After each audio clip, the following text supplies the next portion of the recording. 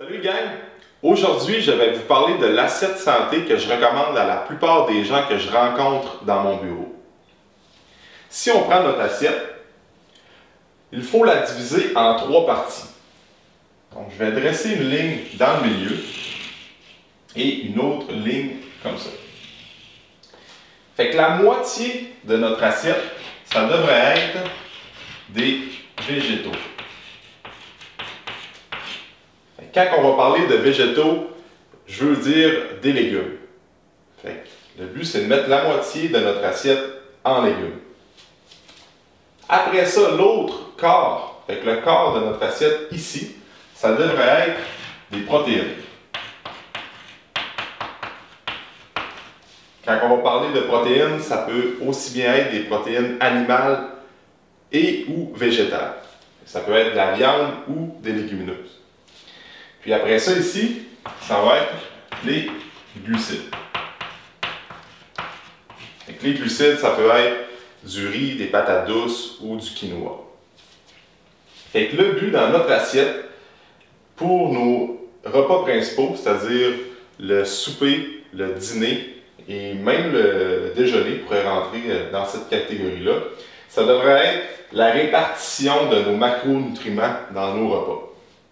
Pour continuer, vous devriez voir apparaître à l'écran une image qui représente les portions à consommer dans nos repas.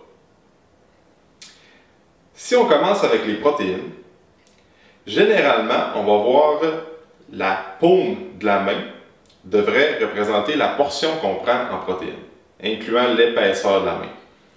Fait que pour les femmes, ça va être une fois la paume de main, et pour les hommes, ça va être 2 fois la paume de main.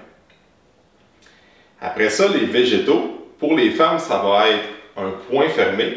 Donc, un point fermé pour les végétaux pour les femmes et 2 points pour les hommes. Après ça, pour les glucides, c'est le creux de la main. Fait que dans le creux de la main, c'est 1 fois le creux de la main pour les femmes et 2 fois le creux de la main pour les hommes. Et après ça, pour les gras, les bons gras, ça va être le pouce, 1 fois le pouce pour les femmes et 2 fois le pouce pour les hommes. Avec ces proportions-là, ça peut nous faciliter la vie quand on va arriver pour manger au restaurant ou quand on est invité à manger chez des amis. J'espère que cette petite capsule-là va vous avoir aidé à créer votre propre assiette santé. Un dernier truc que je peux vous donner, c'est de toujours manger jusqu'à 80% de satiété. Les études ont démontré que les peuples qui respectaient ce principe-là, donc manger jusqu'à 80% de satiété, vivaient plus longtemps et avaient une meilleure composition corporelle, en plus d'avoir une meilleure digestion. Fait que voilà un petit truc que vous pouvez appliquer dès maintenant.